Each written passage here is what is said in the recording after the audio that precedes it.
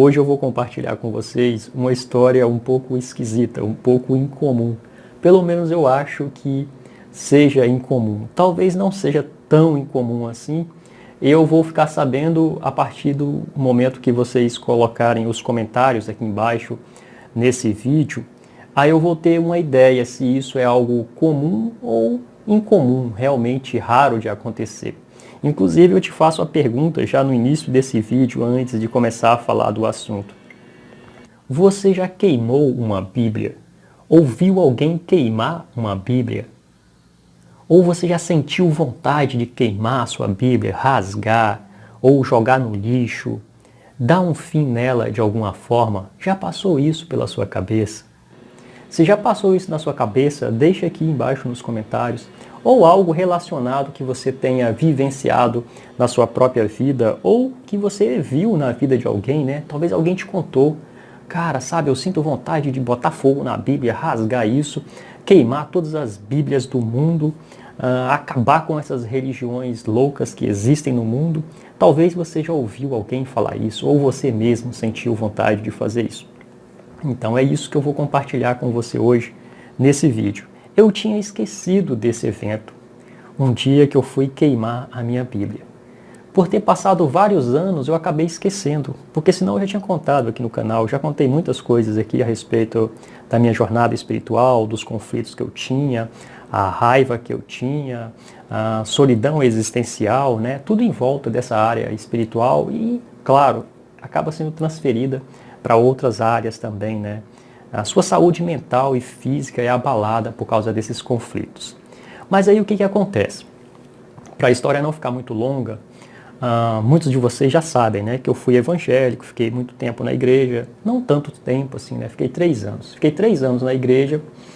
E aí depois eu saí da igreja evangélica e por ter medo de ir para o inferno, porque essa crença era muito forte, eu frequentei, depois que eu saí dessa que eu era membro, que eu era realmente um crente convicto ali, né, eu visitei outras igrejas, fiquei visitando outras igrejas.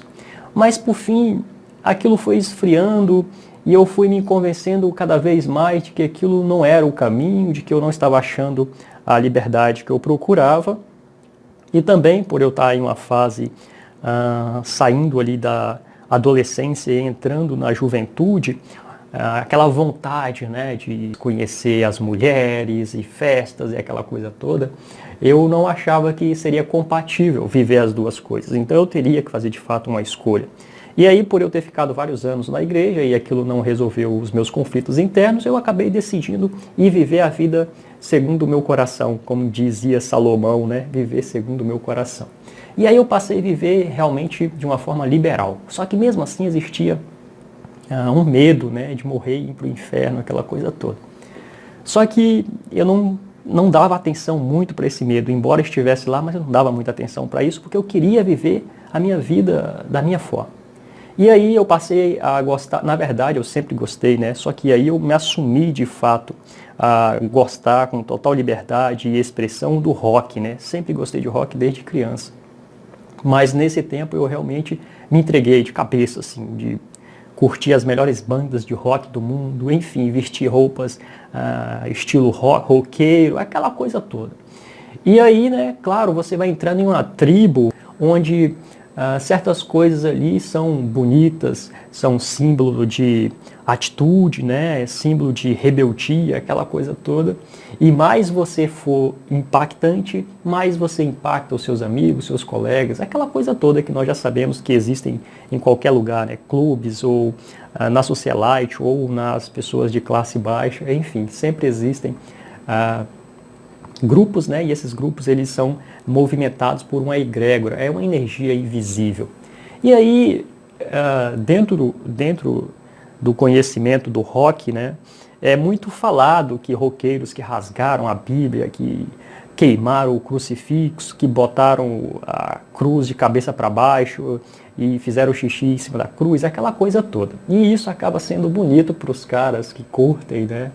Talvez não para todos, mas para alguns eles acham, né, curte pra caramba. E eu curtia muito essa ideia, né? Achava muito bacana comecei a dizer que eu era, além de ateu, eu era satanista, né? Não sei se existe ateu e satanista, já que o ateu ele não acredita nem em um lado e nem o outro, mas eu era um ateu satanista. Eu não negava a Deus, né? E não queria saber de Deus, mas eu falava que eu era unido ao diabo, aquela coisa toda, para realmente colocar impacto onde eu falava sobre os assuntos. E aí, por fim, eu saí, né, da minha casa, da casa que eu morava, e fui morar na minha casa. Eu comprei a minha casa, saí da outra casa e fui morar na minha casa. E a Bíblia simplesmente foi comigo. Eu nem lembro o que passou pela minha cabeça na época. Eu sei que eu levei a Bíblia comigo para outra casa, para minha casa. E aí o tempo foi passando e essa Bíblia ficou lá. De repente começou a me vir uns pensamentos do porquê que eu carregava essa Bíblia, ou porquê que essa Bíblia estava lá. Já que eu não acreditava na Bíblia, já que eu não acreditava nessas religiões, e eu queria acabar com todas as religiões do mundo, e inclusive erradicar todas essas Bíblias, né, tirar do planeta, era a minha vontade que isso acontecesse do mundo, que na minha compreensão isso só gera escravidão e guerra, que inclusive, claro, gerou muita confusão ao longo dos séculos, muitas guerras, né? E hoje ainda é mal interpretado esse assunto. Então, assim, na minha visão, eu estava certo a respeito disso. E outra coisa que me deixava meio indignado é que quando eu encontrava com os irmãos, né, da igreja, eles falavam que eu seria um grande profeta, que eu iria levar a palavra de Deus, que eu iria tocar os corações, aquela coisa toda. E aí eu não gostava nem um pouco disso, eu ficava indignado. Porque, como, né, eu estava realmente revoltado com isso, indignado, e esses caras ficavam falando isso. Inclusive, encontrei um dentro de um ônibus uma vez, e ele falou: irmão, eu vejo em você, você vai ser um grande profeta, você não acredita agora, mas não tem problema, irmão. Eu falei: cara, que cara, né? Nem vou falar a palavra aqui não, porque não pode falar aqui no vídeo, mas enfim, fiquei muito indignado aquele dia. E sempre que eu encontrava com ele e eles falavam isso, eu ficava mais indignado. Falei: então é um motivo, né, de queimar essa Bíblia, que aí acaba com tudo isso, e eu vou fazer um movimento para erradicar essas, para tirar todas essas Bíblias do planeta, né? Eu vou fazer um movimento aí que as pessoas vão acordar e tirar essas Bíblias todas do planeta. Eu pensava assim, né? Aí teve um dia que eu decidi queimar a Bíblia, mas antes eu vou contar a história dela. Ela está aqui comigo nas minhas mãos, para que você entenda a história melhor. Essa Bíblia está comigo desde quando eu era adolescente. Eu comprei ela quando eu tinha 14 anos. Dá para você ver que ela está com o nome gasto aqui, né? Bíblia gastou o nome aqui na frente, aqui, de tanto eu segurar ela. E ela tinha um zíper também, né? Provavelmente você já viu essas Bíblias com zíper. Na época eu queria comprar uma Bíblia grande, porque os outros irmãos, os mais velhos, eu era adolescente, eles eram os mais velhos, os varão da igreja, assim chamado, né? Tinha umas Bíblias grandonas, assim, grossas, pesadonas, que tem uma fita para poder marcar as páginas, e eu achava lindo aquelas Bíblias grandonas, assim. Os irmãos falavam que era a espada, né? Ou espada grande, né? E aí, por eu não ter condições naquele tempo para comprar uma Bíblia grande, que era cara, eu fui e comprei essa Bíblia pequena. Falei: tudo bem, eu sou adolescente, eu vou comprar essa aqui, depois eu compro uma grande. E aí depois eu saí da igreja e simplesmente a Bíblia continuou a me acompanhar, né? Como já falei a história. Aí nesse dia que eu decidi queimar a Bíblia, eu falei: vou fazer uma fogueira ali no quintal, a minha casa tem um quintal, eu vou fazer uma fogueira e vou colocar, jogar álcool nessa Bíblia, né? Molhar ela toda de álcool e jogar na fogueira e rapidamente ela virar cinza. Só que eu não consigo lembrar exatamente o que aconteceu, eu não lembro. Não foi nada de anormal, assim, uma conversa de um anjo ou qualquer coisa do tipo, né? Não foi. Não foi um toque, assim, de espírito, não foi nada disso. Eu simplesmente desisti de queimar a Bíblia. Não sei porquê, mas eu simplesmente desisti de queimar a Bíblia.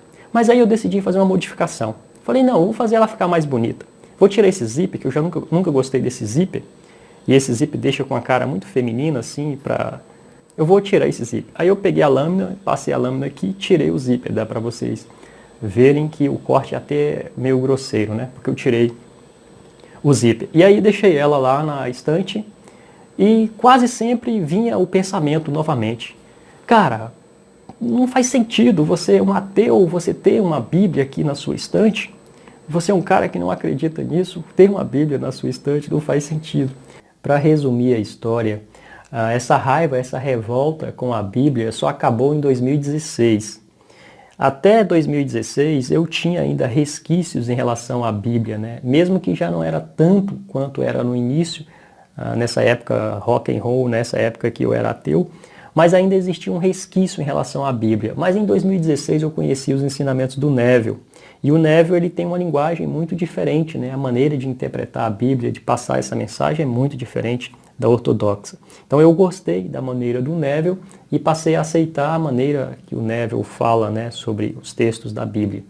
Porém, no início desse ano, eu passei a ter algumas experiências diretas e passei também a acessar outros conhecimentos e vi que o Neville, ele realmente fez um bom trabalho, está fazendo um ótimo trabalho nesse mundo, mas ele colocou ali uma visão muito pessoal, né, dele também, das suas experiências, do seu mestre. Porém, a Bíblia ela é muito mais profunda, né? Não só a Bíblia, mas outros livros antigos. Enfim, é um assunto vasto. Eu só quero colocar que os ensinamentos do Neville são maravilhosos e eu divulgo aqui, né? Eu realmente falo sobre os ensinamentos dele e desejo que o máximo possível de pessoas tenha acesso a esses conhecimentos para poder se livrar, né, dessas crenças realmente pesadas.